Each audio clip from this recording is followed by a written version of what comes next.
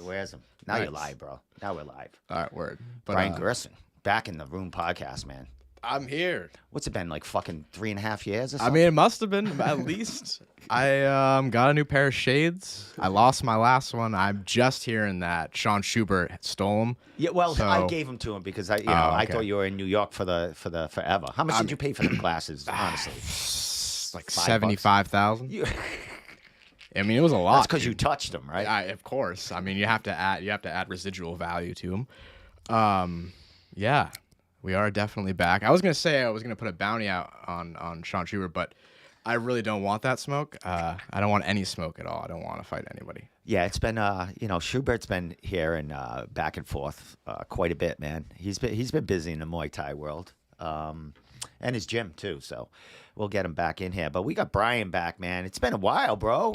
I mean, even when you were in town, you were I still didn't see you much. You were training at Triforce a little bit, jiu-jitsu. Got to your blue belt, and then you left town, bro. You fucking head to New York or something. Man.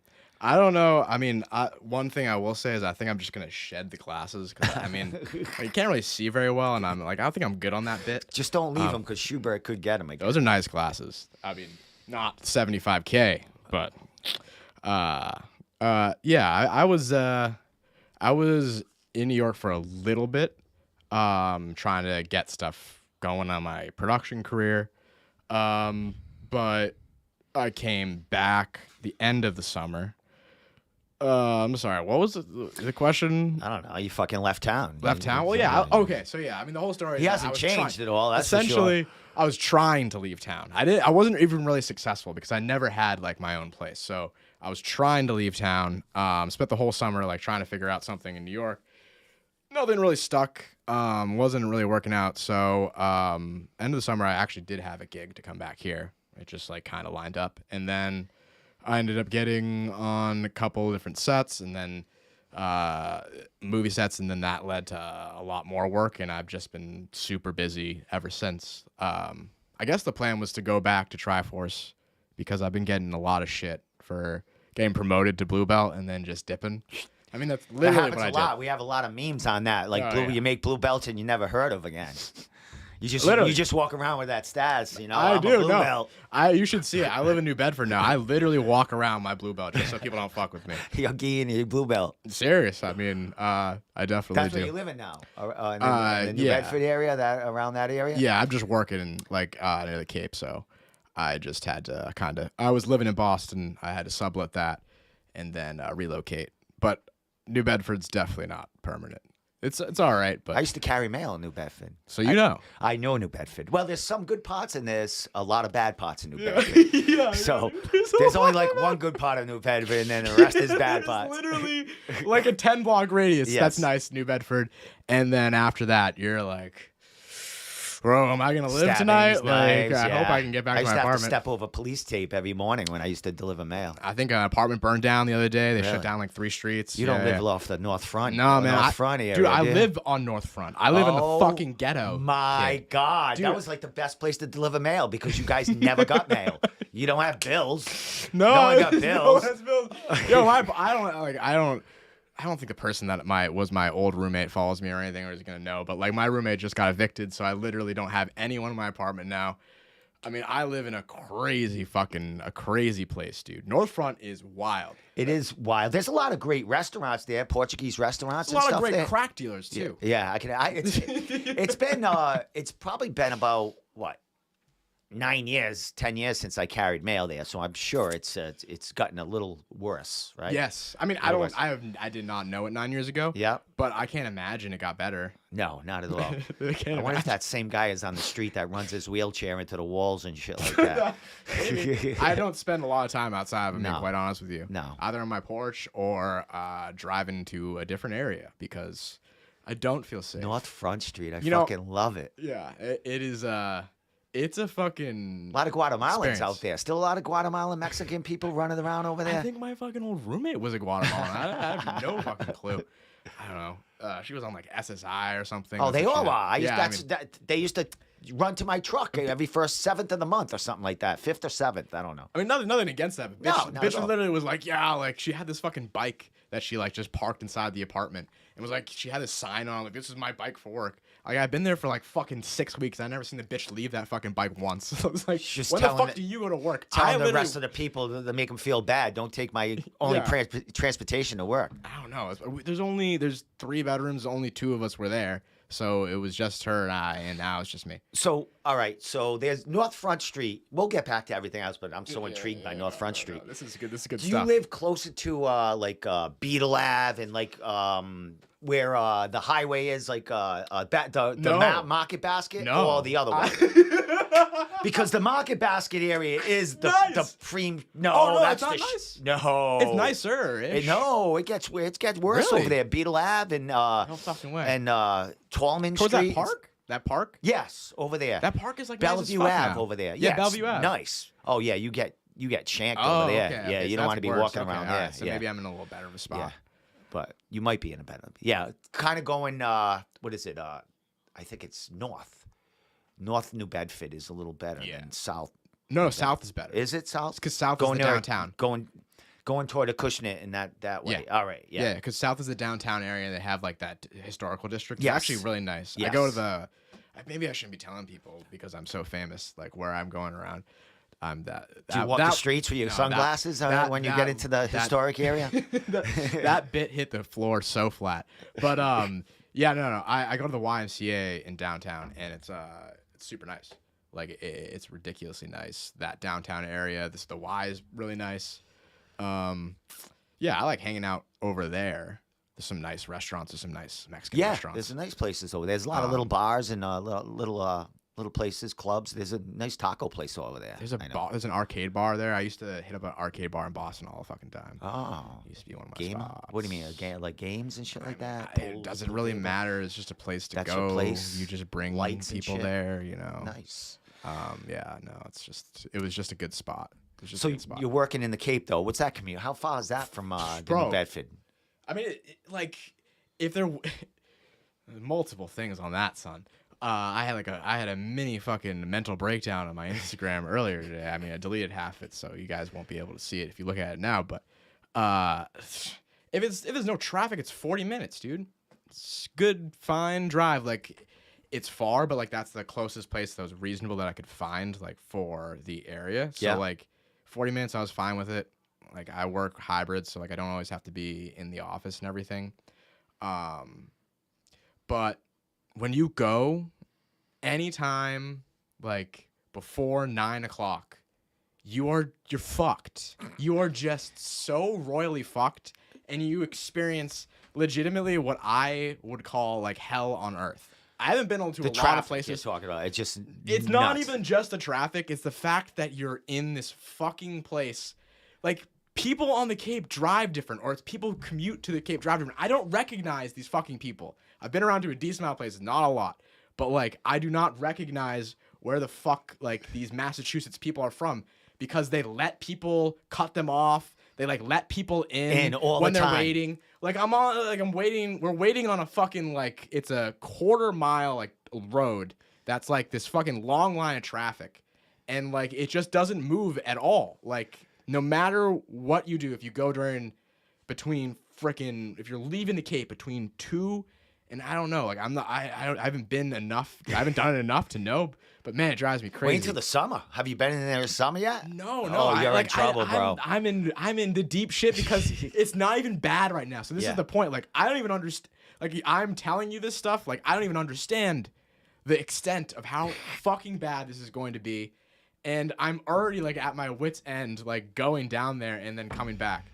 And you have to go there. That's where you're I have located for to. the work and stuff like that. Like, I will at least have to be there 3 days a week, you know, like, but like hopefully, now that it's like we're in a different kind of like phase right now. So like we're not. This earlier phase was more office work, so like now it's like different stuff. So like it might be different hours, so that might help. But like realistically, the mornings are still gonna be the mornings. It's just all about if I can leave, if I don't have to leave, like if I 7 o'clock. I feel like I have no clue. Again, I don't know. I feel like if I can leave at 7 o'clock from where I'm at, then I should be fine hitting those bridges. Yep. Because it's those goddamn bridges. It's the bridges, bro. I didn't even get to that. I was just so worked up about the traffic. It's literally everyone converging on those 2 bridges. That's all it is. It's so wild to me. It's so wild. Do you hang out at all at the Cape, like after work, or you just go right back to New Bedford to the lovely New Bedford area? I mean, I have, but like, it's just been like a lot of stuff recently, like in terms of work. So like, it's just been very hectic.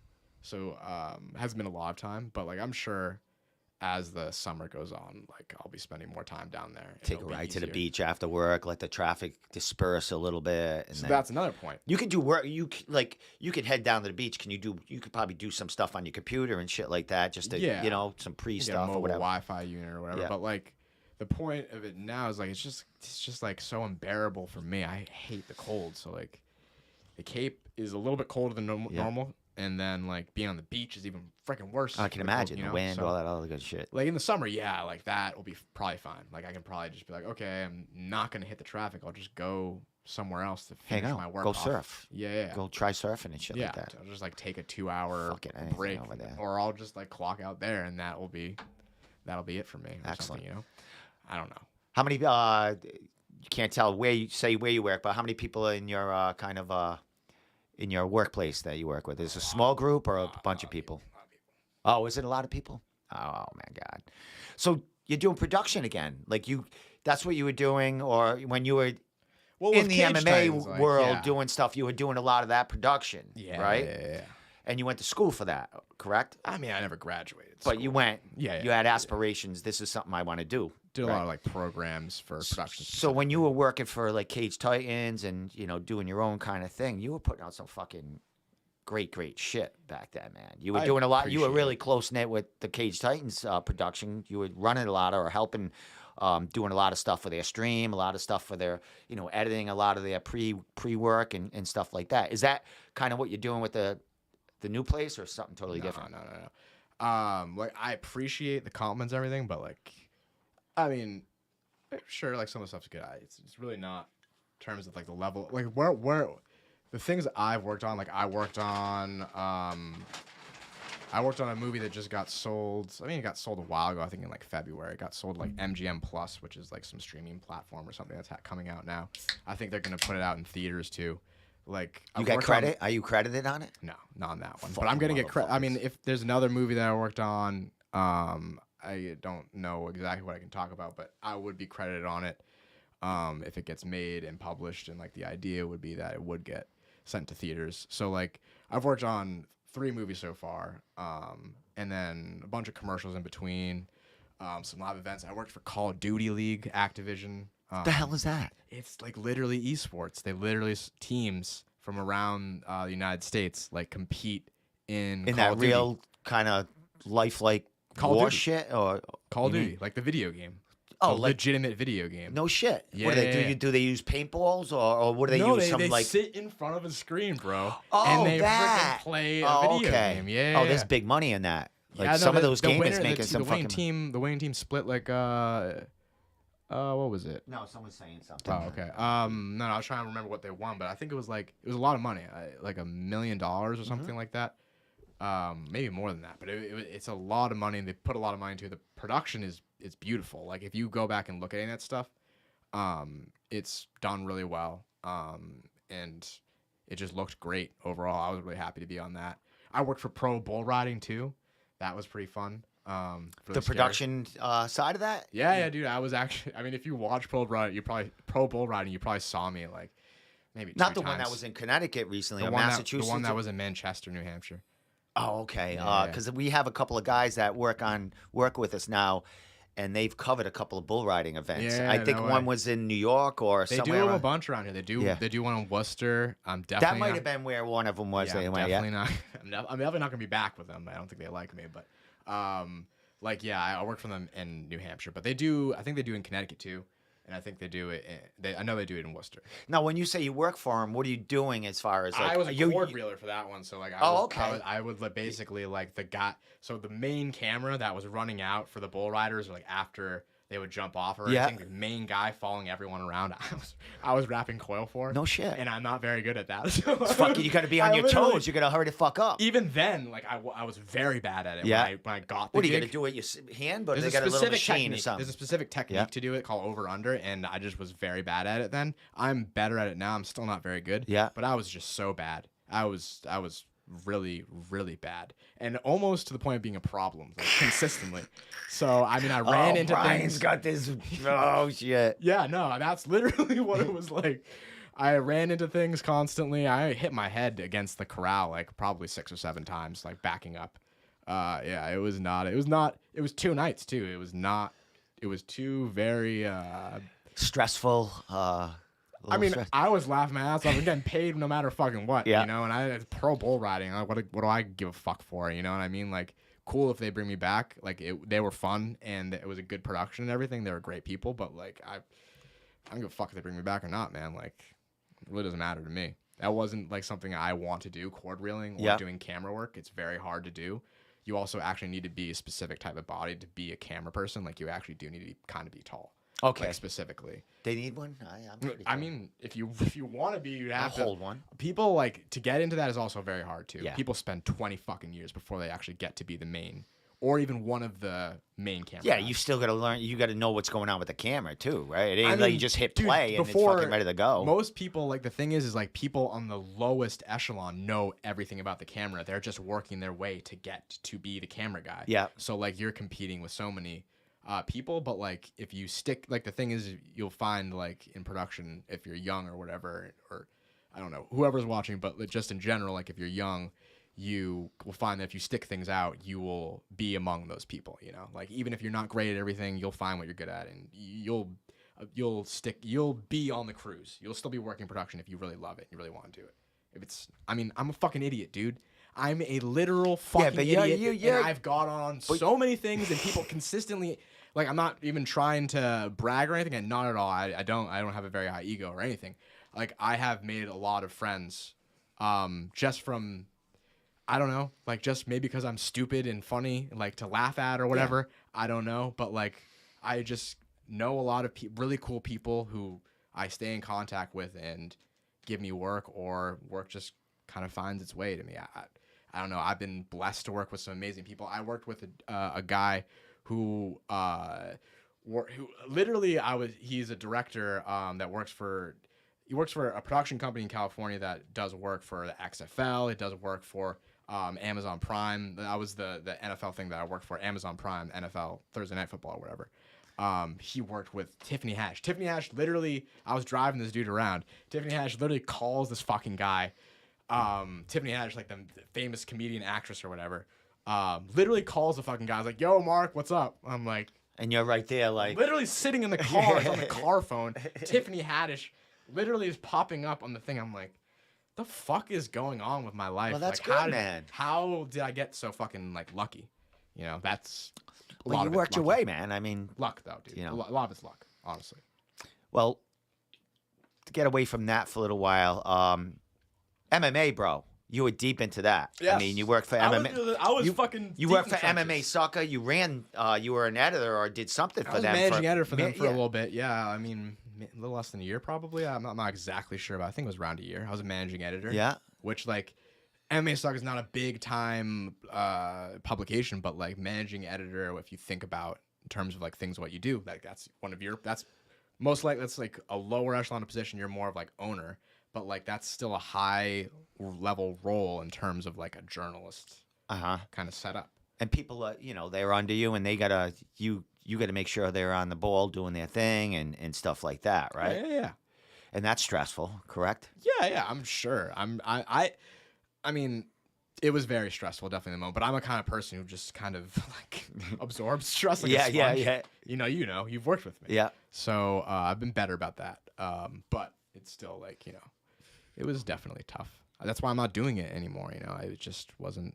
Well, and also Like the I know squeeze. you're a kind of guy that likes to be in control. Yeah. In certain because you see your vision that you know what I mean, and some of these people probably are not cutting it, but Yeah, that was a And big then you part of it. kind of try to fix them and whatever, and it's just You know how sometimes many it don't people I work. try? I mean, I'm not disparaging anybody, but there was a lot of people I either did teach how to write or try to teach how to write. And I'm not trying to take a lot of credit. I'll say like I taught them how to write in style of like a journalist, you Yeah. know, like an MMA journalist. Like I just had to teach a lot of people that, which like I was shocking to me at the time, quite honestly, shocking how many people didn't understand it. But I love writing, you know, writing's been a big part of my life. So I don't know, that was probably just a misunderstanding. Now, as far as like, all right, so MMA Sucker, you had guys that would write articles, or I don't know Yeah. if there was a lot of guys doing like video interviews and stuff like Not that. much. Do these guys get paid? Some of them to do like per article or something like that. How would something like that work? Because you said MMA Sucker wasn't like this big thing, but they were big enough. They had a lot of people from around the country or maybe in the world Yeah, they did. Yeah. doing different things for them. Yeah. So they had a lot of people working for them. They could have been newbies or guys that like went to school for journalism or something like that. How does that work as far as like a pay structure, or like is it a base pay, or does it depend on like how more famous the fighter or what you're interviewing is? So I don't know how, like, excuse me. So when you're okay, I've worked for multiple online publications that were small MMA online publications. So from when I was doing this is exactly how you were paid as a lower level writer when you're starting out. You get paid per view. Oh, okay. And it all depends on how popular you are and how popular your website is, determined on your rate. Most low-level to mid-level websites are not going to pay you more than like 5 cents per thousand views. Okay. I don't remember what MMA Sucker was, but they paid better than a lot of the other ones at the time. I remember. But I remember working for a site that I won't mention, but legitimately it was, I think, around 10,000 views, you get 1 cent. Holy shit. 1 cent. I mean, They had They over have the 100,000 followers on all yeah, their so platforms. they're pumping your shit out. But they want people that have a huge But follow on they don't- Instagram and stuff like that. Instagram, that whatever those followings were for that specific website, and then a couple other ones. I'm not sure about MMA Sucker, but like I know when I was running it, it wasn't like fake, but I know like those followings like were not close to equal like what was actually being paid attention to. You know what I mean? Like Yeah. if you had 100,000 followers on Facebook and you posted something even about a UFC guy, you're gonna get about like 1,000, and that's like interactions Yeah. total. And that's like not like that's the most popular thing you get. So if you post something like what I was doing, which was regional, what you were doing, Yeah. Regional stuff, you get like fucking You- 10 you're views. Yeah, You know you're what I mean? basically paying them to work for them, really. I mean, was. yeah. There's a few websites that I was giving my time Yeah. for free. Lots of Exactly. hours. Lots of hours. Just to get the experience. And I don't you had regret a it. passion about it, too. You like Yeah, doing I it, and don't you were regret giving it. back to fighters and stuff at that point, man. You It know? all led to everything. you Yeah. know? Like, so, like, I just kind of see it as that. Like, it's definitely frustrating, you know? I was broke for a fucking long time. Oh, I man. can imagine, Broke yeah. for a long time. Couldn't do shit. I mean, you get a free pass to the fights, but you got to travel there. You got to, you know what I mean? You got to put your Gas, work into eat. doing the fucking the equipment you're using and shit like And then that. my you know? hours that, like, again, like, I do really like writing, so like I put probably more time into that than someone should if they're writing an article like that, like in terms of efficiency Yeah. and profit. So like then my time goes away from trying to do something on the side, like or a part-time job that actually gives me money and like an ability to like decompress or something. You know what I mean? There's Yeah. a lot of years where it was like just no decompression, like the work. Even if it's like work that's not even seemingly leading to anything. And then, I mean, that was a problem with a lot of people around me too. That's you know, that's passion and that's pride in your work too. I mean, you want to put I a mean- good product out there, even though you kind of know you're not going to get the views that you think you deserve. But that work you're doing, I mean, if you were, you know, in, you know, ESPN or something like that, you would get thousands, hundreds of thousands of views. But I mean, that's where to put you now. I mean, you have that level of confidence and wanting to get the job done in a great way, which kind of led you here. I mean, Yeah. you know what I mean? And exactly. I think being poor and having that passion is probably good for you in the long run. I mean, some people might stay poor for the rest of their life, but some people make it through and they start doing what you're doing now, and you know the sky's the limit as far as that. I'm still now, poor. I'm still poor yeah, as fuck. I know. But, I mean, you're still young too. I'm not as poor as I was before.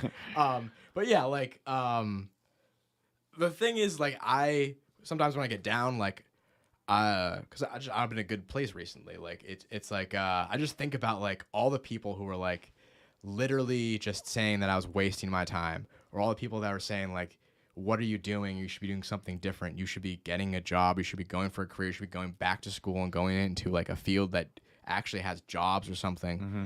Like all those people, go fuck yourself. Go fuck yourself. Seriously. Don't worry, they're not watching, Brian. We only get like this one is just view for on record. This is a little experiment here. But yeah, I mean, I don't know, like that is true, and that's like what kind of fuels me, you know, at times when I'm like, shit, like I fucking hate the Cape. I hate this fucking commute that I'm doing.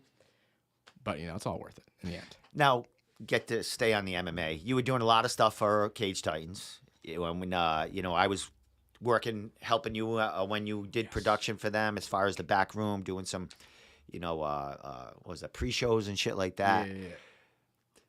Do you miss doing stuff like that? I mean, you probably weren't getting paid much. If anything, maybe down the line they were paying you a little bit, because I mean, your shit was fucking fabulous as far as shit that people weren't seeing at the time, I believe. You know what I mean? Like the production and stuff that you would do, like just little videos of like pre-videos of Mike and just the show coming up and stuff like that. Mm-hmm. And a lot of stuff with the stream, overlooking that and stuff.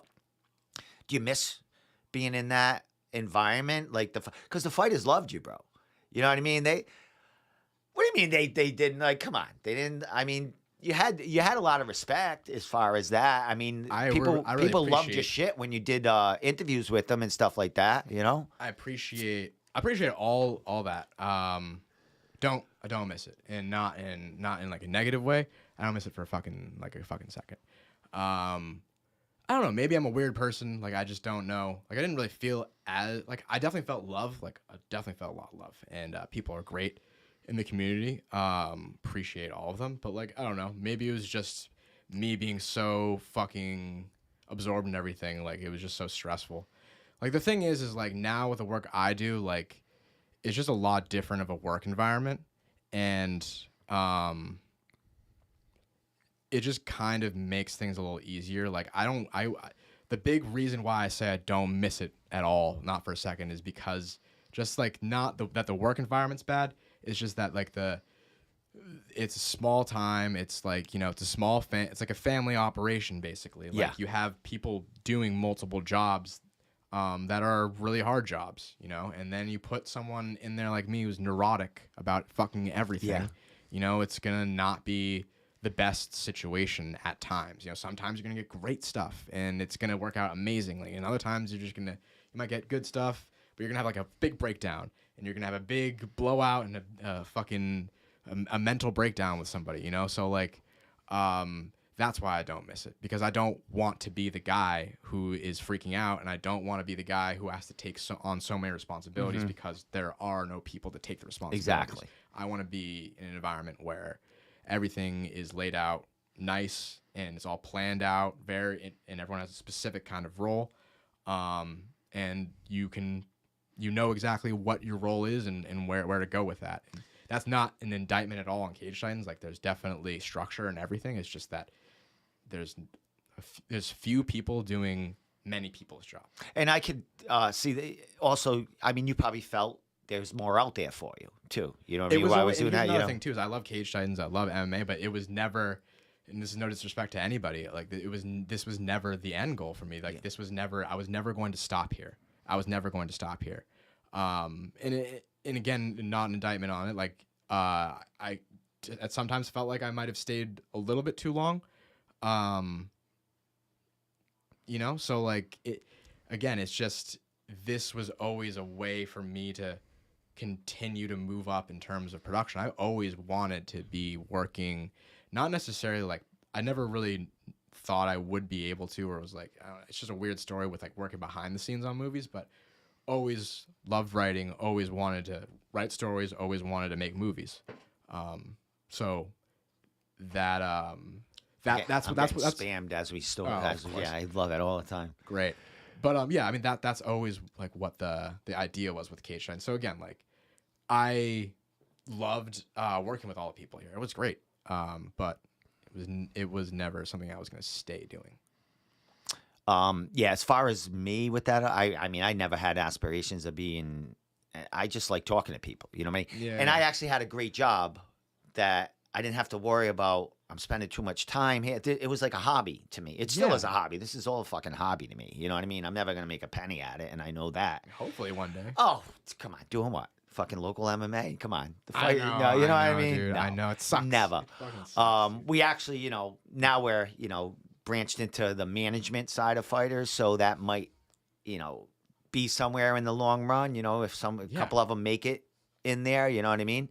And I got a couple of guys that are young enough that when I die, they they can keep going with it. You know what I mean? But it's always been if I didn't have a job, Yeah. and I was like scratching, I wouldn't be doing this right now. You know what I mean? My job gives me the means to like be able to have a hobby like this. You know what I mean? Yeah. Which I don't get frustrated that much about it because I actually have a job, a pretty good job I've had to fall back from. That's why, in my years of doing this, I could be an asshole at times. Because there was really no repercussions of it. Oh, you don't like me? You're not going to fight? I don't give a fuck. I just go to my job in the morning. That's fucking probably making 3 times than you. You know what I mean? Yeah, exactly. So I never had... That could have hurt me in the long run. You know what I mean? Because, if I was a nicer person or didn't have that kind of chip on my shoulder that I don't have to give a fuck, I probably would be a little farther than I am with this now. But that wasn't my aspiration. You know what I mean? I didn't want to, I wanted to stay local, New York, New England and stuff like that. It was like, it was never a thought about, I want to work for the UFC or Bellator doing like interviews for them and stuff. Because that's just, to me, there's not a relation. I don't have relations with them fighters. Like these fighters in New England, I know them. You know what I mean? We follow each other on Facebook. We talk shit. We talk on Messenger. I wouldn't be doing that with fighters I'm interviewing for the UFC. They got thousands of people interviewing him. You know what I mean? I'm just another guy. Unless you become, Ariel, some of those other guys. You know what I mean? There's only a few of them that make it there. You know what I mean? That are the guys. And you know what I mean? Who besides Ariel? I wanted to be the guy here. Yeah. Even though not making no money, I wanted to be the guy here. And I'm kind of, what we've established over the years. I'm kind of that guy that's known. For sure. On both sides. He's a douchebag, and that guy's a cool guy. You know what I mean? But it's all views, and it's all fucking people talking about it. You know what I mean? Yeah. You know how many threats and shit I've gotten in the past? I'm fucking still at the fights, like No, I don't know. come to the fight, see that? You know what I mean? Yeah, and I go to the fight. I used to go to fights all the time, alone, no one around me, and not that anyone's gonna shank me in the crowd or anything. But you know what I mean? It's like. I've never, I've always been the one that kind of try to, talk my opinion and what I think is truth. Not that all of it is or all of it should be taken as, that's the way it should be. But I've always been open. Yeah. You know what I mean? And I think my job, having a job, gave me that because if I didn't have a job, and I'd probably be a little more laid back and stuff like that, kiss ass a little more. You know what I mean? But I kind of like where I am, even though, I'll never make a penny at it. But I mean, but here's another thing too. Is like, here's another thing that you it was kind of like, didn't you follow like local MMA like pretty closely, and you like would go to like the fights with like the CES fights with like your kids, and like it was a whole event? Even before I Like, started yeah, like, this, I was a fan. I'm a fan of MMA. I wasn't a fan. See, of, like, I didn't know local that. So- MMA. okay. But I did become one because I was a fan of the UFC like back like. So I mean, it's a long story, but like I wasn't really a huge fan of the UFC, but like I was like into it. I wasn't really allowed to watch it when I was a kid. It was like a whole thing with like my parents, and then like when I graduated high school, like I started watching it a little bit more, and then I started getting into it, and then I started covering it, and then I realized that local MMA like there's like this gap, and like no one covers it. I was like, I want to cover it. I want to give them coverage just like you. Yeah. So that's how of course we connected and became such good friends, but like, yeah, I never had, like, it just always, it makes, like, perfect sense to me, and it's, like, such a, like, cool thing in relation. It, like, makes sense because you had that, like, experience where you were just a fan of it. Yeah, you know? like you said, And I you were used to just take following my it. son. My daughter wasn't born at the time, but CES was the big thing. Yeah. I would go to the CES all the time and see those guys and meet them. Kids outside. They're all kids to me at that point. You know what I mean? Yeah, yeah. I used to meet them out in the thing, and I was just like they were like heroes to me. You know what I Yeah, mean? yeah, yeah, yeah, Even yeah. though they were kids, like these guys were like Yeah. 21, 22 in the cage. I'm in my late 30s at that point, but they were like because I grew up on the UFC, loving the UFC and stuff like that from UFC 1. Yeah, yeah. And at that, I didn't know there was really local stuff like that. You know what I mean? I remember like, because a lot of it was in the like taboo and like Yeah, these yeah, fights yeah. were like in places people didn't, really Dude, my parents hate it for me. expose. Yeah, So I didn't get a taste of that when CES started doing their MMA.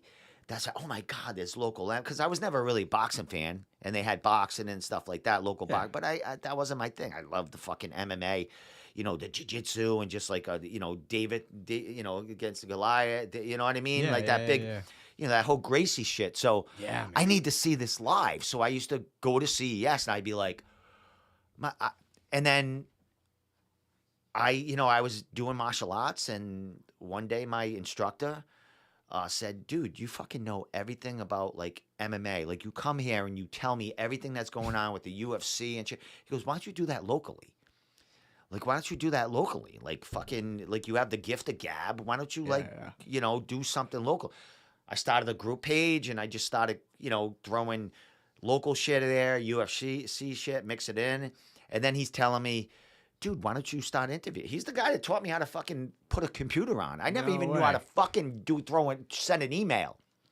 You know what I mean? And he's like, Really? dude, you got to do this. He's the one. I bought my first fucking camcorder off him. No and then, way. I started interviewing with the This camcorder. is your coach? Instructor. I was Yeah. doing JKD back then. And now he is actually a brown belt instructor at Regiment in Fall River. Oh, no shit. He's Yeah, actually yeah. one of their jiu-jitsu coaches. Oh, no shit. Yeah, Yeah, very I won't say his name, but very respectful now. He still does his JKD and that street fighting stuff like that. Not Krav Maga. It's different what he does. Well, yeah, JKD is like a form of MMA. Yeah, it is. But he was teaching me all like street jiu-jitsu. Yeah, yeah. Not the sporting kind. The kinda like sport. catch wrestling If you with get someone you get someone in the move, you're gonna grab their balls or you rip their ears off or Oh, whatever yeah, you yeah, need it's to. more self-defense Yeah, stuff. it's more self-defense and Yeah, shit yeah, like that. Gotcha. But yeah, he's the one that got me into it. As far as teaching me how to do, he taught me how to edit. He got in little piece. way. Now he looks back at me and now he goes, "I don't know what the fuck you're Yeah, doing yeah, now." yeah, You know you what I mean? fucking It's like I got know right OBS. vibe. I got fucking my own shit. Yeah. But I never went to school for it. I just Yeah, yeah. learned as I go. Fucking Mike Polvere from Cage Titans. I would call him. Mike, how do you get this to work? Because they were doing Table Titans at that point. You know what I mean? Uh-huh. I was like, Yeah. Mike, how do you get he was using OBS, and I'm like, how do you do little? And he would give me a lot of tricks. And Mike Polvere helped me a lot, like in the beginning, as far as the interviewing and like the online shit. You know what I mean? For sure. And he helped me tremendously, and you did too when I started doing a lot of shit for Cage I Titans. didn't do that much. You know what I mean? Well, you I didn't help you that got much. me to do the fucking help me get in the back room, doing the interviews, doing the pre-shows. Shit, that was really important to me. You know what I mean? Because I was never I really on appreciate that. camera I love unless I was doing my own shit. You know what I mean? But I felt like a family member then, like, because I always wanted to be part of CES when I first started, but I was an asshole. Like I used to talk shit about them, their matchups, like fucking Yeah. this. I used to stream fights, so I kind of got we kind of departed in that way. They loved me for a little while, and then they hated my guts. You know what I mean? Yeah. So I didn't have that kind of closeness with a promotion that they kind of liked my work. Yeah. You know, and then when you were doing the Cage Titans, and I was going there. I was going to fights before I met you, but Yeah, no. I was streaming. Mike used to get fucking pissed at me. Why does this guy fucking keep streaming my shit and stuff like that? And I used to push the envelope. You know what I mean? Because Yeah. I had that job to go to in the morning. I didn't give a who fuck. gives a fuck? But when you invited me to do that kind of stuff, and Mike opened up the back room, and we got that interview thing shit going, man, I felt like I made it kind of in the local scene. Really? Like that gave me a big I didn't know that. boost. Oh didn't yeah, know that. fuck yeah, that was huge to me. Well, I'm Huge. grateful that we were able to do Yeah, that. you fucking that was good stuff, man. Yeah, that was awesome. I loved Yeah. doing that. It was a lot of fun. Like those things I miss. I don't miss like having to be a bitch and like freaking out. Like that's like my main thing. You know what I mean? But like, yeah, I didn't know that. That's really I feel really happy. Joe Penafiel. He's Joe on here. Penafield's on here? Yeah, Oh, he's what's fucking up, dude? What's up, he's party? loving you. He's fucking Oh, he Brian is? and Steve together. Because we were like, Dude, we was the first guy. He was his first fight at Cage Titans. We were in the back room with him, and he was Yeah, like, dude. "Man, this is fucking great." Yeah, You know? I remember. I like Joe a lot. I mean, of course, he did just beat Duma, and I am I trained with Duma not much, and Duma would just beat the shit out of me when we would train. But yeah, I still have love for Joe. I love Joe. I think he's a great dude. Hilarious. I like his fighting style too. I mean, some crazy Unorthodox, fucking fucking fights, unpredictable beast that kid is. man. Yeah, man. And it's just his energy is just like I mean, I'm not that guy. I'm to be honest with you, I am not that guy. But if I could have anyone's energy, I would take the party's energy. Like that is what I would fucking love to be walking out for a fight or just walking out with the boys to the fucking club. Like that is the energy I strive to have that energy. Maybe one day I'll work on myself to the point where I can get there. That's what I'm hoping. That's my goal. You're an individual. You got a good energy. Yeah, I'll do you it. Just, I'll do you it. know, you hold it back a little bit But here I mean, and there. that is next level energy. And the funny thing, like people don't see what goes on in the back No, room. no, they You don't. know what No, I mean? the It's a in-between- whole the different in-between. fucking atmosphere, is it Yeah, not? man, When it's fucking weird. people like fighters are back there and like you know what I mean? Like out odd, on the man. cage and their walkouts and their shit. In the back room, like after the interview or before the interview, they're totally like normal. You know what I mean? Normal fucking people, which I never knew that before I got into, you know, interviewing and shit. I thought fighters were just fucking fierce all the time, 24/7. Scared of 'em, dude. Some of them are, but some of them are, you know, regular Joes when they're not fighting, you know? Yeah, I was the same way. I was legitimately afraid of like everyone to start. I didn't know. 'Cause I mean, like I'm a small dude. It's a weird thing when you're first walking into a room, you know. And I think it's funny now, like seeing new people like come in and do it. I really hope they don't watch this, but like, I don't know. I just think it's funny, like just seeing the newer or younger people or people just starting out getting into like journalism and stuff. I mean, I wasn't good. I'm not saying that I was good, like conducting interviews and asking questions. Like I would start like a motherfucker, and you know, I think I'm the most coherent I've ever been on a mic, like right now. But like, yeah, like for the most part, I would just stutter and stammer and repeat myself and go on and on. I'm probably still doing that now, but you know, it's just funny to me how people. There's so many new ones out there. Like everyone's got a podcast now too. Everybody with a phone or like knows OBS or has Zoom has a podcast now. Yeah. And that is very beneficial to fighters. Yes. No matter if the person interviewing is not that very good, it's still it's still a few views. You know what I mean? It still gets them their fans. No, it's great. It's beautiful because, I mean, who gives a crap like what the other person's saying? As many outlets as there are to get local guys' faces on camera, like that's what it's all about. And I've said this to a lot of people. I feel like we've talked about this too. Like, I know I've talked about it with Mike like a million times. But like the thing is with especially the local scene, like you're not really going on camera doing any of these interviews necessarily to build like a following. You are, but like the biggest, in my opinion, the biggest thing you get is experience, being comfortable, being able to tie together thoughts in your mind just off the cuff, as opposed to be jumping on the mic and being a deer in headlights and saying something really stupid and really that doesn't make any sense. And you need that experience because you need to know these fighters down the line. I mean, you just can't read about them or see an interview before them. I mean the fighters themselves. Oh, okay. I mean, like, as a fighter. Yeah. Like, going on someone's podcast, even if they suck, even if they're garbage, not you, but, like, any of these other people, right? It's just an opportunity for you to go out there and be comfortable and, like, learn a camera presence, learn your own presence, you know what I mean? Like, that's my opinion. I think that's amazing. Like, in my opinion, if you're a fighter, you should take any opportunity you can to be on the camera, just for that reason. Because you see in the UFC, don't you? Or Bellator, when like some of these new guys get interviewed, there's a lot of great guys on the mic, but like you'll see it and you really notice it Yeah. when a guy doesn't know what he's doing. You really, Oh, yeah, you do. really notice Yeah. it. And that's and what you exactly what you're saying is 100% true. Is like these fighters, not only are they perfecting their craft in the cage, they're learning how to talk, learning how to speak, learning how to express themselves, and not look like a deer in the headlights, like you're saying. And that's only going to make them get more fans and get more confident behind the mic.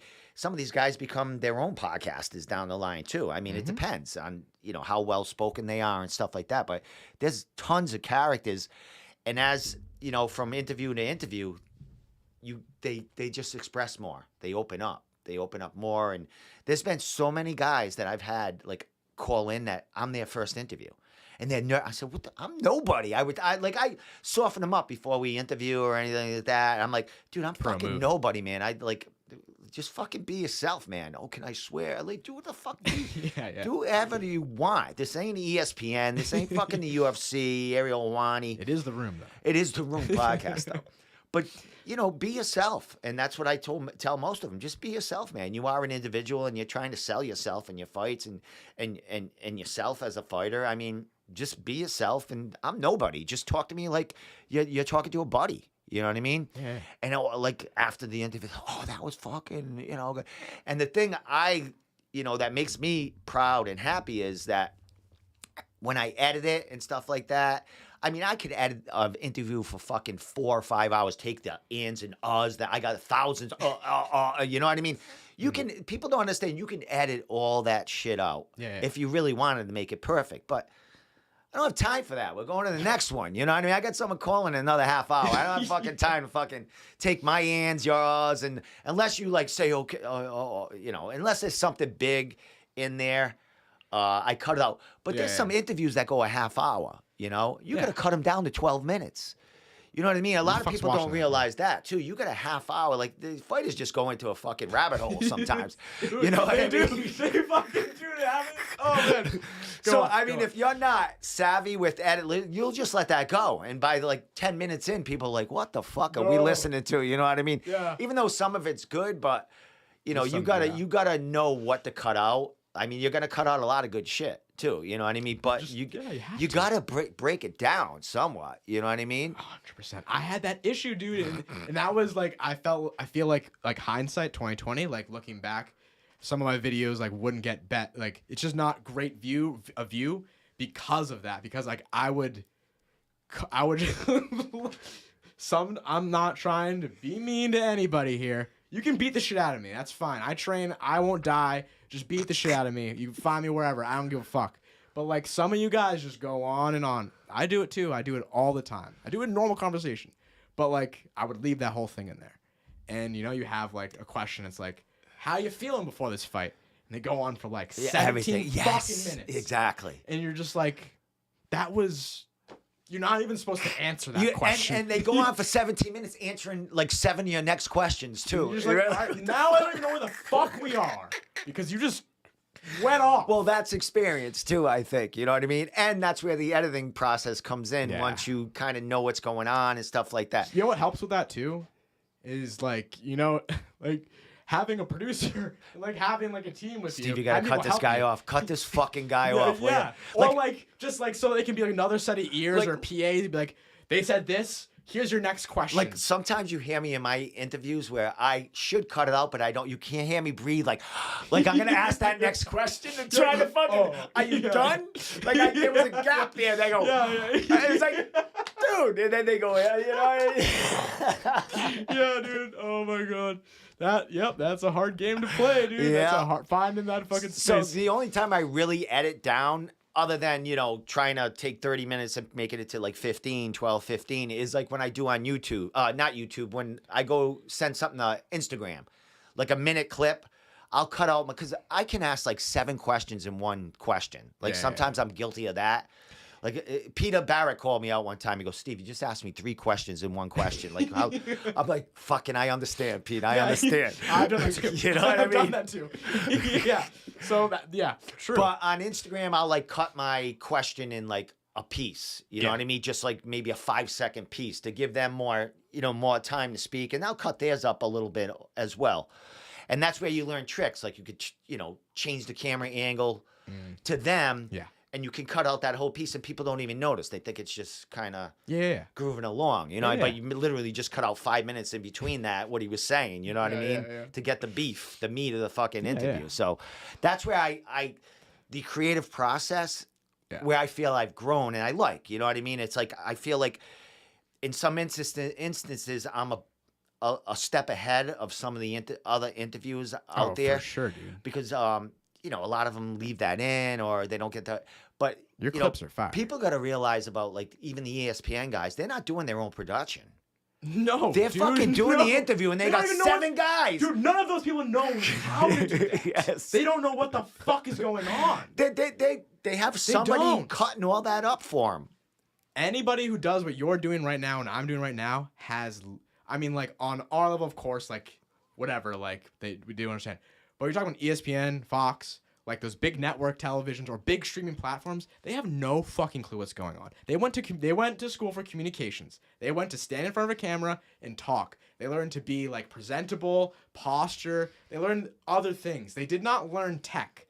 Like we know tech. You know both sides, but like there's a whole other end to production, and that goes kind of back to what I was saying. It's like everyone has their own role, and like there's a lot of people doing it, right? Yeah, like you don't, like when you go up in levels in production, nobody does this. Nobody does this where you're the guy and then you're the producer, you're the editor, you're the social media guy. Yes, exactly. How many other things do you want me to list off? I don't need, like, I probably could go on forever, right? And this is why some of the, these higher up guys doing the interviews are so well spoken. They don't have to worry about everything else. You know what I mean? They know. Yeah. If they, make a mistake, that's going to be cut out. Oh, we got to retake that or something. There's no retakes in the Room podcast. No. There's no retakes at all. What's set is set. Sometimes the mics are low. I got to fucking go into the, when I'm breaking it down and doing I got to raise their vocals and it's just like, what the fuck, man? Yeah, no, it's rough. It's rough. Even like when I worked for Amazon Prime Thursday Night Football, like that was a smaller crew. But like even then, they're like we all had specific things we were responsible for, and like the things that we were responsible for, we all knew very well. I was probably the one who was least experienced, but I still knew what I was doing well. I studied beforehand, and I still had some experience. I was doing release forms and just kind of generally helping out, like moving people around and everything, which is not too complicated. So you don't have to be too smart to really know how to do that. But we had a great director of photography, and we had a great director. And we had I forget what the role would be, but I guess assistant camera too. Like we had these people who were really amazing. They knew exactly what they're doing. So, it went very fast, but it's still segmented. It wasn't me as like the release form, PA help guy, and then the director with the camera, the sound, all this other crap. We didn't really do much sound. So like we didn't even have a specific sound guy, but you get the point. Yeah. You have a team doing specific jobs. You don't have to worry about everything else that's going on. You know what I mean? Someone else has that. Ariel Helwani. Do you think he does any of the shit? No, you see how beautiful his show looks too? The fucking MMA hour, like fucking he's at the desk. They got the fucking. Have you listened to his show? I like his show. Like I listen to his show, and like not often because it's just so long, but like it's a very clean radio show. Yeah. It does a very great job of transitioning in between different segments. Even in like interviews where you have like a dead interview because you have a lot of boring ass people, right?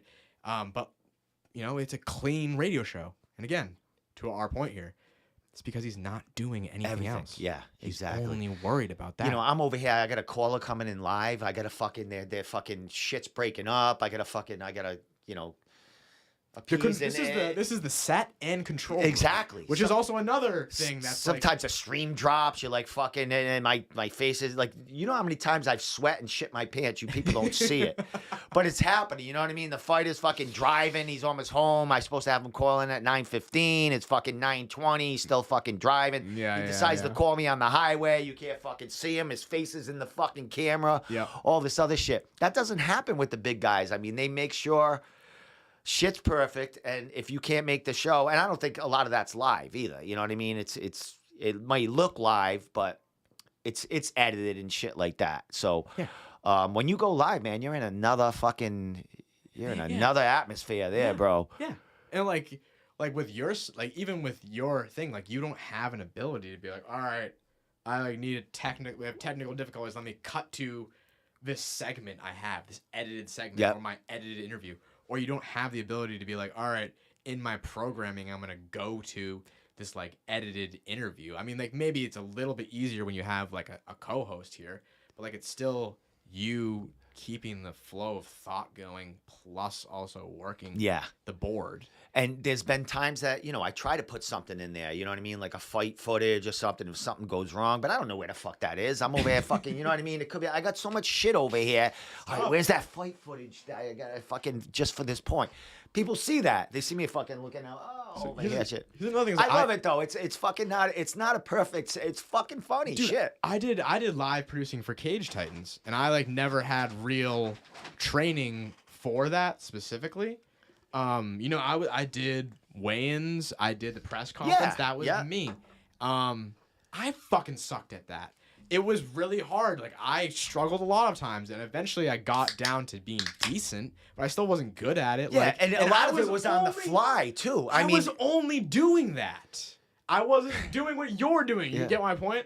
Like I was only behind the computer, and I still wasn't good. It still was like not very good at it. It was still hard. You know? Well, in my opinion, I thought it was pretty cool. I mean, it's hard. You know what I mean? I'm just kind of making a joke of myself, but the point I'm trying to make is it was hard. It was just sitting behind the computer and controlling the board, getting that shit. All that crap. Yeah, and then being able to add this in there and change a camera angle every so often. You know what I mean? Timing, and then and then you have to deal with other. It's hard. It's very hard, and then to do it just as you like, it's just you're multiplying difficulty. Yeah, and I think you definitely have to know how to multitask if you're doing stuff like this. You know what I mean? If you're doing it on your own, you got to be fucking all over the place. You know what I mean? If you get tunnel-minded like me, like it's a nightmare. You're gonna go crazy. I had a band in here one night, right? They brought their folk. Yeah. They brought their the acoustic guitar and the singer was here, right? Yeah.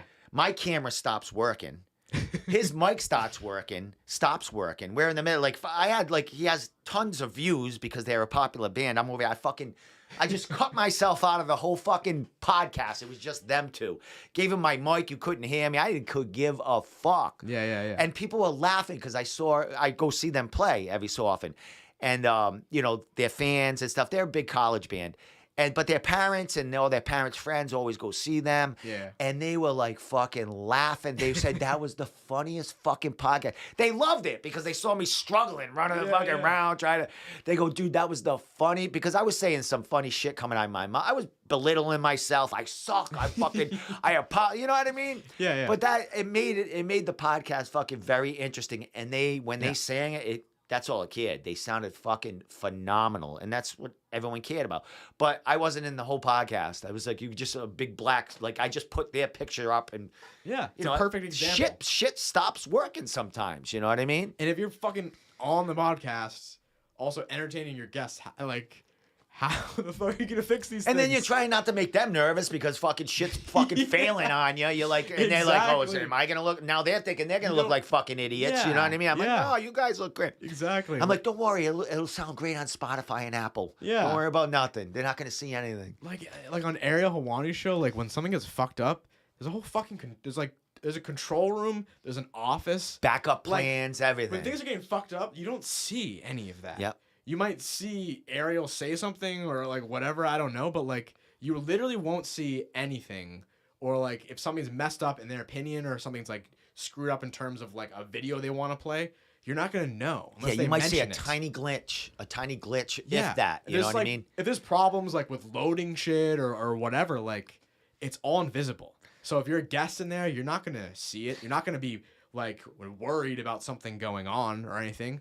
I think I watched a show one time where like his headphones weren't working, which is like not that big of a deal. But if you're on a Skype and you can't hear what the guy's saying, like that's a big deal. I think there was an interview where he had that. So like, but he didn't tell the guy and they made it work or whatever. So like shit like that. Yeah, you know? and like he's also just like what you were professional. saying with the mic. Like you had to give him your mic to make it it fucking funny. work. I just like took this off, fucking threw it over there. I went and fucking screwed it back on. He's like fucking, it's fucking awesome. I didn't give a shit. But guys like that, they're professionals, so they can kind of talk themselves or talk us out of seeing what's actually going on. You know what I mean? And they can Make They a also little have joke the about fucking it. Wall. There's an Yeah, actual yeah. literal wall in between them and the control room. Exactly. Whereas we're in the control room. We are the control room. Yeah, we are the control room. So what time is it here? We'll go a few more minutes. We've been going pretty well. But you went to Cage Titans 58. Yeah, we haven't talked about that at all. Yeah, we'll talk a fun little show, bit about it good because show. I mean, do you actually?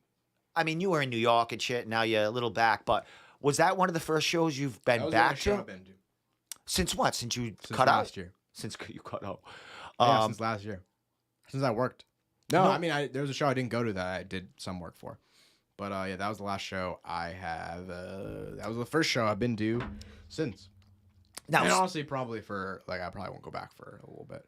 Just because I'm busy a lot. yeah, but going there, would you see? I mean, they're adding, as Cage Titans, their motto, raising the bar and stuff like that.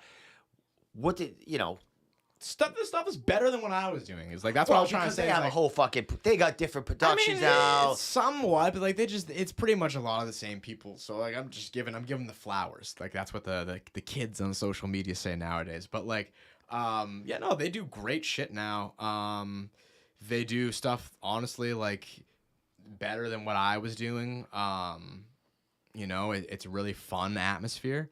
I just wish I picked a different fucking time to go instead of day-night fucking doubleheader. Oh, you went to the whole thing? No, but like, I feel like there's a jinx that had to happen because the last 3 fights took like, it wasn't anyone's particular fault. Like you have the ambulance situation, which There was one person's fault there with the ambulance. I was screaming at him on my iPod. One of the judges wouldn't get to the fucking cage. During that. It's just like, yeah, it's just long. He's buying hot dogs and hamburgers. I just wanted like my problem before I left Cage Titans was I work Cage Titans, and every 5th time I get off Cage Titans, I can go to tavern and have alcohol and forget about the nightmare that was Cage Titans. 1 every 5 times. Maybe 2 out of every 5 times I'll go there and no fucking asshole will serve me. Because food. we get there so late too, right? Fuck that. You're the official goddamn fucking after party of Cage Titans. Go fuck yourself, tavern. You're the official fucking after party. What does that mean? That your job is to be fucking open for the people who leave the fucking show. I don't give a fuck about, like, I'm very selfish right now. So I'm just going to fucking talk about Go ahead, because I hated going to that after party and they being 5 minutes to drink before they shut it down. This is not too selfish, but, like, if you're going to have a fucking, like, if you're going to have an event, you need to at least have fucking a place for your crew to go fucking drink or smoke cigarettes or do something after the event. To wind down and talk, If you have a fucking show where your crew has to fucking pack up and then drive home fucking immediately, and it's not their choice to do fucking so, like, what the fuck is going on? And that's entirely on fucking Tavern on the Wharf. Because crew is not going to get off when the fucking people leave the venue. Crew still has to wait 30 minutes at minimum to pack their shit up and fucking get out of there. If they're lucky and they like time it right, they might be able to pack everything up in 10 fucking minutes and run out of there. But still, like, you still have to wait a period amount of time before you can actually leave the venue, which is after everyone else leaves. So, like, for the Tavern on the Wharf to close your fucking doors on people who work the event, 25 of 1. Last call. Who are giving you fucking thousands of dollars. Like, I mean, I'm kind of so upset that I'm not really making much sense, but let me bring this back to reality here. Like, you're the after party of this event, right? Why not close your doors from 5 o'clock till 11? You don't have anyone work there. You're closed entirely. 5 o'clock till 10. You open up at 10:30. You stay open till, like, 3. Private event. Not allowed to the public. You have to have a ticket to get in, or it's some sort of cover charge or whatever.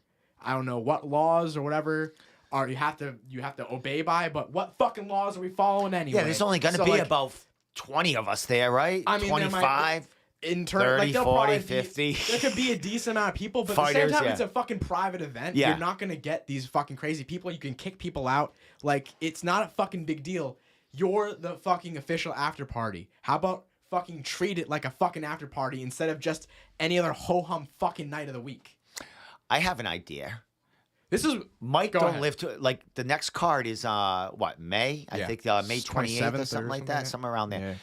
Mike should just have a party in his backyard after the fucking. I mean, he's been saying that all the time, but like, who really wants to do that? I had a similar idea, but like, you just fucking rent out like a field. Or rent a hall. No, field, dude. If it's in May, you get a field, put up a fucking tent, you got some battery-powered heaters, you put them in there, and then you fucking take the alcohol from the venue that you didn't sell, you bring it to that fucking place, and you sell it at the after party. You don't even have to fucking supply that much alcohol. You can buy like invite bottles. only, private invite only. Private invite only. You know, or you have to have a fucking ticket from Cage Titans. That was definitely one of my when I did work with you and we did that because we used to have to wait for the main event. We would to never interview. Get We would never. We would never get never alcohol. get food. And I'm not the biggest drinker, but like that's the one fucking time in my life where I ever really like crave alcohol is after a fucking Cage Because you Titans worked event. your ass off too. Yeah, you know, you like, need to fucking wind down. I don't even crave alcohol like when I work now, but like after Cage Titans, it was like I need to fucking kill brain cells. Yeah, right if now. they were open till 2 a.m. like Mass, like why ain't like Boston? They're open till like 2 or 3. Ordinance. Yeah, it's but probably a town ordinance. But like again, like private party, have it be a private event.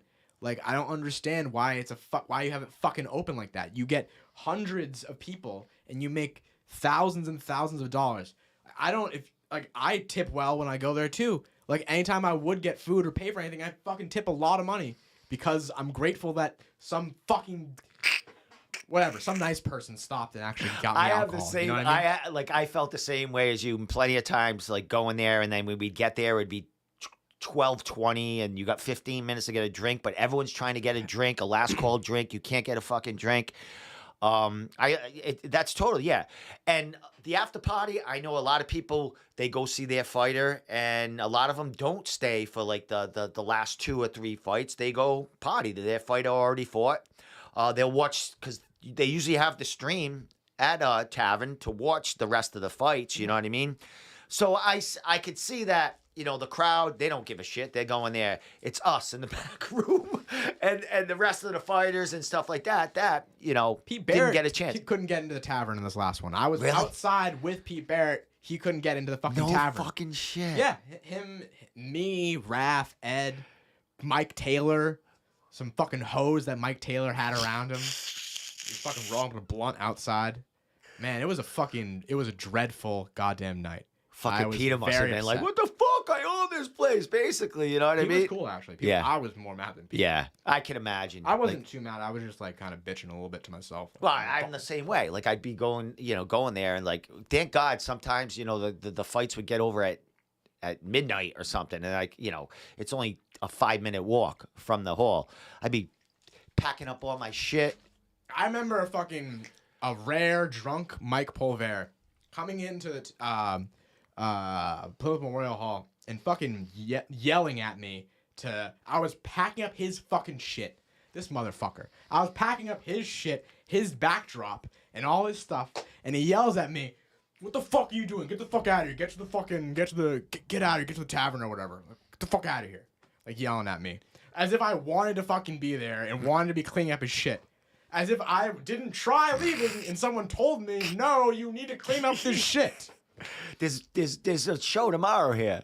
That's a rare story you'll get. Mike about Pulver Mike actually Pulver from me. That's probably the only thing I'll ever say about him. In the past, when you were, when I was doing shows and helping you out and stuff like that, he actually invited me to his private after party at his house, which was I fought Andy at a private after fought party. He kicked me in the nuts like 3 times. Like on purpose, after just I had fooling surgery around? on 2.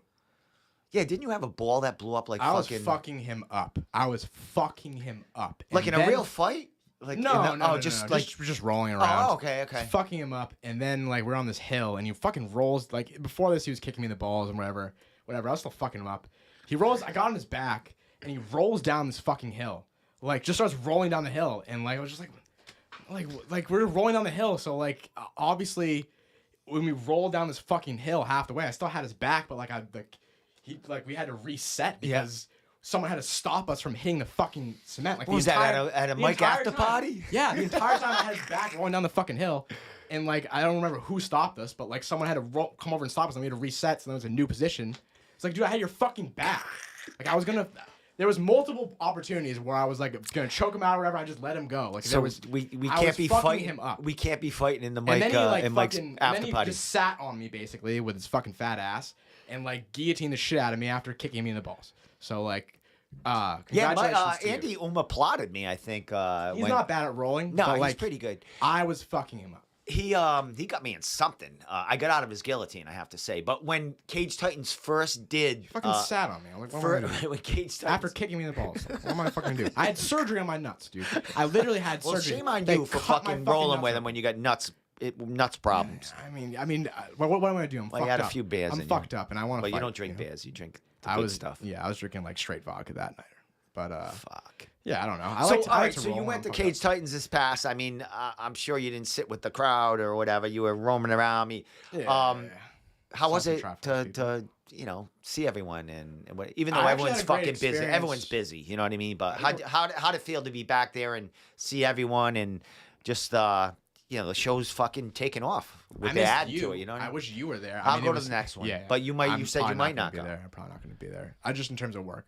But it was great. Like I saw a lot of people that I hadn't seen in a while, hadn't talked to a while, and caught up with them. And yeah, I don't know. Like I'm not, like I've established before, very like tunnel brained and just to myself. So like sometimes you just don't realize like how many friends you have. If that makes sense, But like just like I have a lot of friends at Cage Titans that I kind of neglected, I guess, and it was great to hang out with them and see all of them. Did you go in the back room at all? hung Because out I in the haven't back been there in room. probably like 4 cards. As Yeah, I far was- as in the back room, I stopped doing that because there's a bunch of people out there. I kind of take my own camera now. I'll show you later because I got new gear, but I haven't used it in a while. Yeah. But I know they've raised the bar back there too. They got all the fighters are mic'd up. They got all the shit there. And they got like 3 or 4 people back there that ask questions now, which is pretty cool. And that's kind of what Mike wanted. He wanted that as the media room that people could go back there and That was the goal, yeah. do that, which it became that. But just must say, Brian you were the invent that rolling. You know what I mean? Well, I mean, if it wasn't for you, then I wouldn't have had the real idea for it. Really, I remember talking about it with you. I remember before it was a thing. I don't remember the exacts of it, but I do remember like having a conversation about like. Again, I don't remember what it was, but I remember just talking about it with you. Like, what if we had that or something along those lines of like.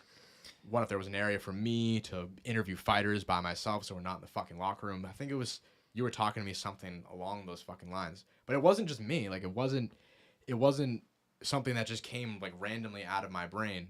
Like for one, there's like Cage Titans was great because like a lot of people around there kind of emulate bigger and better things, right? Like they look at UFC and they want to do that kind of shit. So like there's always kind of those eyes and there's always that kind of great comparative work, I guess, like people striving to get better. So there was that, and I if I'm remembering it right, I feel like it was a conversation I had with you that you were talking to me about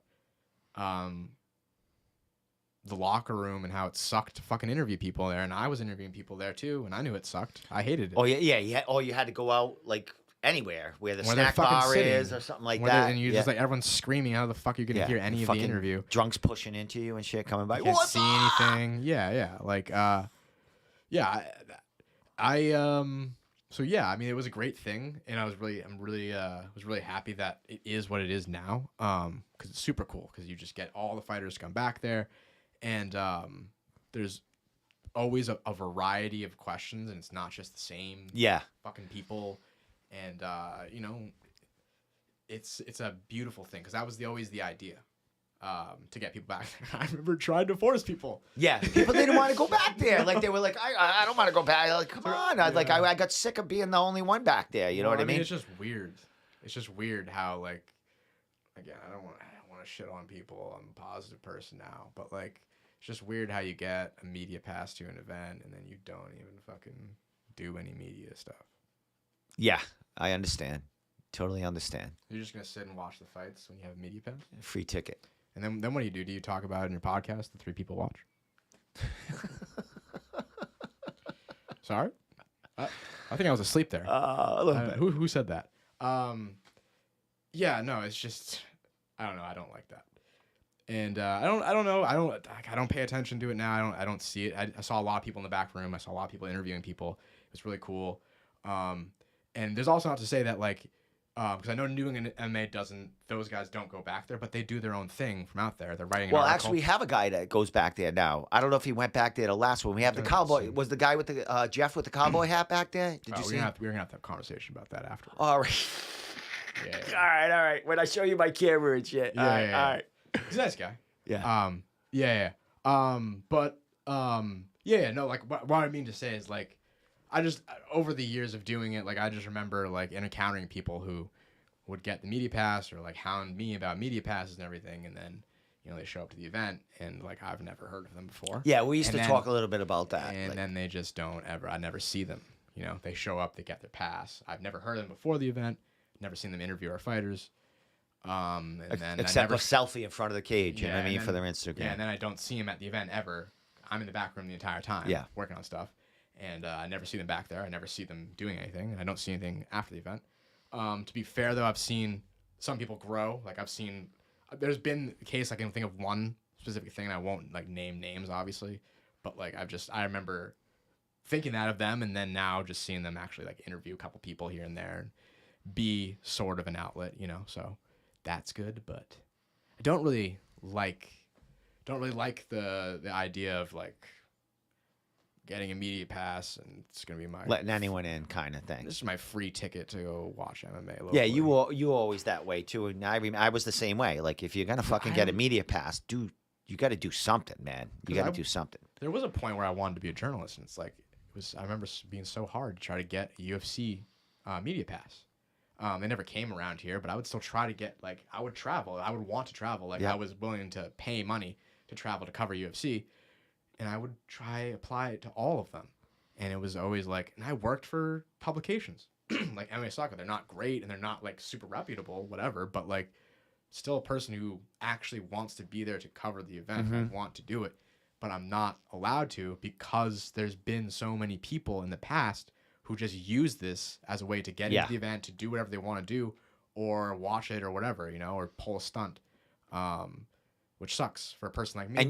And you see that at the Bellator level still at this point. Bellator, 100%. You know what I mean? There's people eating their dinner right there. You know what I mean? They're not covering the fights. They're having fucking pizza and shit. I remember that they refused one of my requests. They used to always approve mine, no matter who I was working for. And they rejected one of my last requests. I didn't stop going because of it, but they rejected one of them, and it was the reason was because there was oh, we just have so many people here, and we just don't really understand what's going on, with all these people and what the fuck they're doing. So I get it, but it just upsets me because that was my domain. It's you're not gonna you're doing this to me. Yeah, on exactly. My level. I'm if I can suss this out anywhere. It should be me here. Yeah. And I don't want you fucking here. And one of those other people, they did that to me one time when I was getting them all the time. And then I think it was Paul Daly was fighting in Connecticut or something like that. And everyone wanted to fucking come see it or something. And they rejected. But the day before the fucking fights, the fight fell through. He got ill or something. They called me right up. They sent me an email. Hey, I was like, hey, you motherfuckers. No one showed up. There was nobody there. You know what I mean? No media. But they I'm you, and I wrote them a nasty email back. How dare you want? And they never invited me back again. I was I didn't want to go back after that. You know what I mean? I was you rejected me. I got passion here. You know what I mean? It's and then you have the Joe Schmo that just has 100,000 followers that fucking 30,000 of them are fucking, bots, and the other 20 are fucking fake porn actresses, just trying to get followers. You know what I mean? I think Bellator is just a massive problem in general. Who cares? But I think Bellator's fucking their business strategy is just so stupid, and it's been consistent as well, and it's never worked, and it will never work. They are their business practices buy old fighters and buy people that they believe have following in the community, right? Like that's what they did with Gegard Mousasi. They gave him a fuckload of money because like, oh, it's Gegard Mousasi. And he was pretty popular when he got signed, but does anyone talk about Gegard Mousasi No, anymore? I don't know anything about him anymore. Gegard Mousasi was like one of the most talked about UFC fighters because he was like getting passed up for title shots and he was beating the fuck out of people. I remember Ariel Helwani talking about him a lot and a lot of journalists talking about him. I was deep in the journalism then, the journalism game. And it wasn't my realm of covering that, but I remember hearing about it all the time. Gegard Mousasi. Gegard Mousasi was a fucking Bellator champion until recently. And he was kind of a boring fighter, though. Yeah, right. I mean, not a big striker, more of a grappling, well-rounded kind of guy. But like, he was kind of like Leon Edwards, if that makes sense. Yeah, like, a very similar style. But like, he still was very dominant, very good, and could have been a champion. Like, definitely in that top upper echelon. It's just like that's just like the epitome to me of Bellator. Like they'll get these guys who are getting like a lot of push or hype because they're like either free agents or they're really hot at the current moment that they're on the market. And then they pull them in and they really have no strategy at all for them or any idea how to promote. They do interesting stuff and they have good, interesting matchups and everything. They have interesting fighters. They just, I'm not. They don't keep the pedal to the metal. I don't know what. I don't even during know what, or after the fights, as far as these fighters, you know what I mean? True. It's maybe like 2 or 3 weeks prior to the fights coming up where they really focus on them, but they're not. They don't make them into like the celebrities that the UFC There's not as does. many, you know what I mean? I don't even know exactly what would be the strategy to improve it, but yeah, like that's a good point. Like I think with the UFC, like they have all these opportunities and events they put on that like showcase their fighters. I don't know. Like Bellator still they do weigh-ins and everything too, but I have no fucking clue what the solution We actually have we have one of our guys, Dylan at Bellator in California right now covering it. Oh no shit. Yeah, he's our newest guy. He's only 21, 22 years old. He's out in California. That's dope. He the second time he flew to California to cover them. Wow. No so shit. he gets passes now, and he's just awesome. getting his name in with them. Even though we're New England MMA, we don't cover that extensively, but it's something that's getting him known and getting him known in the Bellator community, which will help him further in his journalism and whatever he wants to do. And he's getting more followers. Today he's like he was interviewing ring girls. You know what I mean? That he's met in the lobby. He's one of them. This is her like second show at Bellator, and she was all happy that she's getting it. How many people interview a fucking ring girl in the fucking hallway? I wouldn't have thought. You know what I mean? And he's interviewing a ring. She was all fucking. You know what I mean? All happy about it and stuff. He probably wouldn't know what to do with her if he I would. I would fucking. You know what I mean? Get in her mind. I'd never be allowed to Bellator again. But yeah, we got a kid that is gung ho. Not only does he love the local scene, he goes to a lot of the shows they can go to. But he's actually trying to better himself and get his name not only for the page, but as an individual. And that's these younger guys coming up. There's some of them a little above the others that go that extra mile. You know what I mean? They're not just going there with a camera to try to get laid every so often or act like they're, they got a podcast. You know what I mean? But you got a guy here that's passionate about it, and he's actually going the extra mile and trying to get them followers that not only help us but help himself. And we kind of gave him, not that we're big, but we kind of gave him an outlet that he can have a credential, like, oh, I'm with these guys and we are somebody, and it helps him along and it helps us because we're getting followers from him covering the Bellator shows. You know what I mean? Yeah. And when we have some local guys fight for them, he'll blow it up. You know? And that's like that's something I never did well was like try to establish relations. Like I think that's like that's something I probably would have done if I would go back. Like establish relationships with like people at Bellator. I had like a relationship through MMA Sucka at Bellator where they had a guy who knew the owner of MMA Sucka who got us interviews. Like I think it was just the PR guy. We're just on the PR list or whatever. But like I feel like that is definitely a really good way to just be in on the scene. Like you're not going to really get a better idea of what's going on than being linked up with like either the promoters or like the PR people. The PR people are probably the first people you'll be able to reach at these big ones. But Yeah. like, you know, having relationships with as many of those people as possible, I feel like that's can only fucking lead to, I don't know, being on top. Making a couple of cents per 1,000 views, right? Seriously, yeah.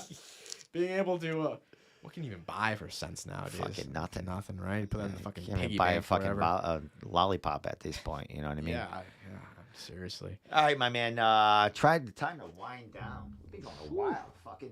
Yeah, it's 10. Yeah. What time did you get here? Like 8:30? Yeah, 8:30. Yeah.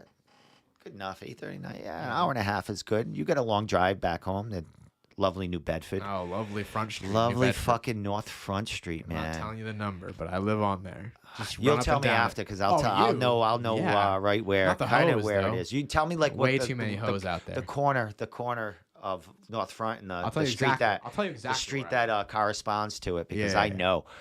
I used to have lunch. I used to do North Front, Acushnet Ave, all in that Dude, I all in go that, on and every Acushnet street every in day. between there. I'm on Acushnet Every street, day. all the way to Bellevue Ave, where that soccer field is. Yeah. I used to do that whole. That was my Dude, area. I'd hang out and drive in the area. The hoes, the drug dealers loved me.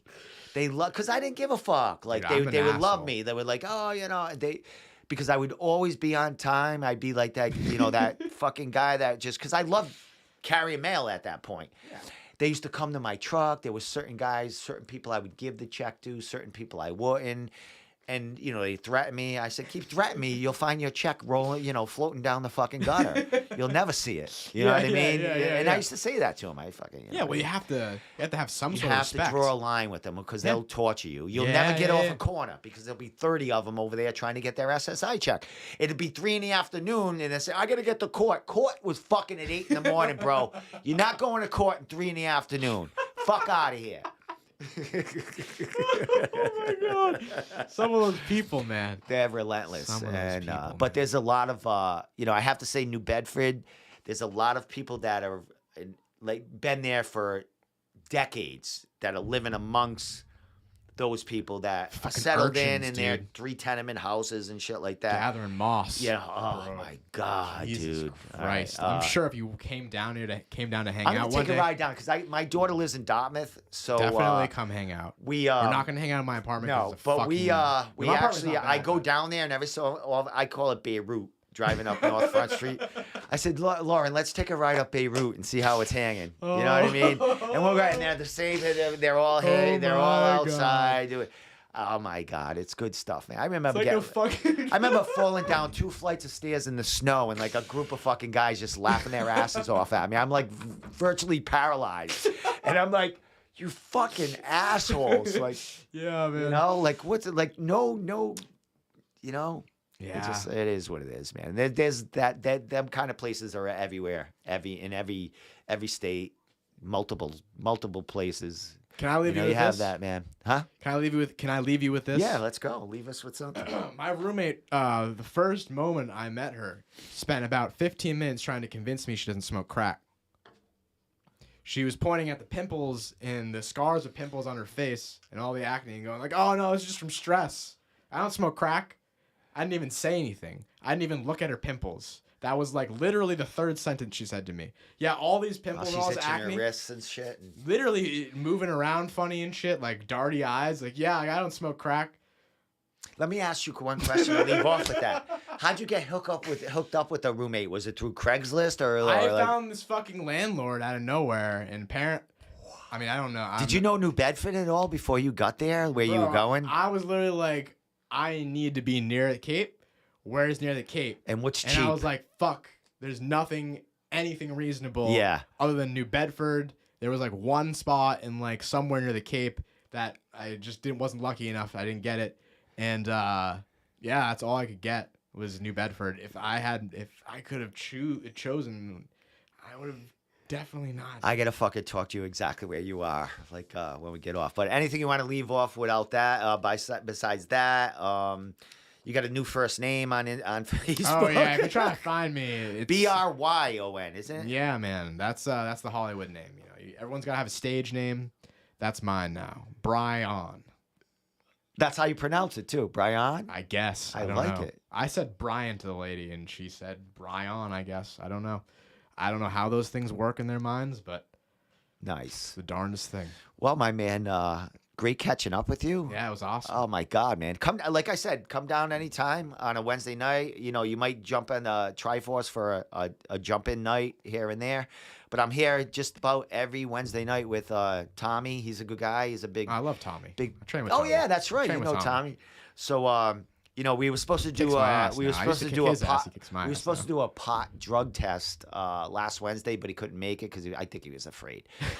But we're gonna do one this Wednesday where we're gonna show everyone that I'm clean. Yeah, This will be going into my 7th week this Wednesday coming up. We're gonna see what it looks like to be clean from weed and to be a weedaholic. And Tommy's gonna piss in a cup. I'm gonna piss in a cup. And we're gonna dip our sticks in there and see I what, would love to see see what that. colors come out. Well, it's gonna be live, so I mean, we're if gonna I do could that be Wednesday. here, I'll try. I might not be able to, but I'll try to be here. yeah, we'll be here Wednesday. I'm but- definitely not taking a test because I don't want my employer Well, seeing the I might results. throw him a little loop. I might get something added with a little opiates and shit in it too. So we'll see. The thing will fucking burn to hell. So we'll see. just explode. But yeah, he'll be fucking tear. His pisses will be coming out fucking purple or something. But with that said, Brian Gerson, man, always a pleasure, man. It's been a fucking while, bro. Yeah. While, man. You know, we did a few co-hosting things here in the past. Had fighters call in. We had a great time with them. Yeah, it was fun. It was a lot of fun. You know, but you know, keep in touch. We'll, you know, Oh, for we'll sure. keep fucking blasting each other on fucking Messenger and fucking, you know, that's where where all the real talk happens. Oh, in the yeah, I Facebook mean- Messenger, man. I mean, if you think this is pretty flowy, I mean, you should see what we say in the Fucking chat, man. memes flowing back and forth, man. Oh yeah. So with that said, man, anything you want to leave off beside you? I got your social media here. I When would you're a love big couple star, follows. when you're a big star in fucking doing your producing, You're coming to the and whatever, premieres, but dude. Any premieres you're coming to. yeah, but oh yeah, I ain't fucking I'm put there. him. I ain't I put got him some in fucking New suits. Bedford. I got some suits. I need a suit. I'm gonna fucking wear a sweatshirt. All right, sweatpants. then I'm in there. Yeah, Just I wear like my wearing tight pants. Maybe I'll wear some tight pants and a skinny sweater. jeans. I like 'em. I I wear don't know. skinny jeans at Dude, 55, man. I had ball surgery. I mean, now that I can wear these, I might as well. Fucking awesome, man. With that Yeah. said, all right, Brian. We out of here. We'll talk for a couple of minutes when we get out of here. So thank you, people, for tuning in. We'll be back Wednesday night for the drug test and you know, just you know, talk about Brian in this past week or what we went through. We'll see you later. Follow us everywhere. You know where it is. And if you don't follow us, I don't give a shit because I'm going.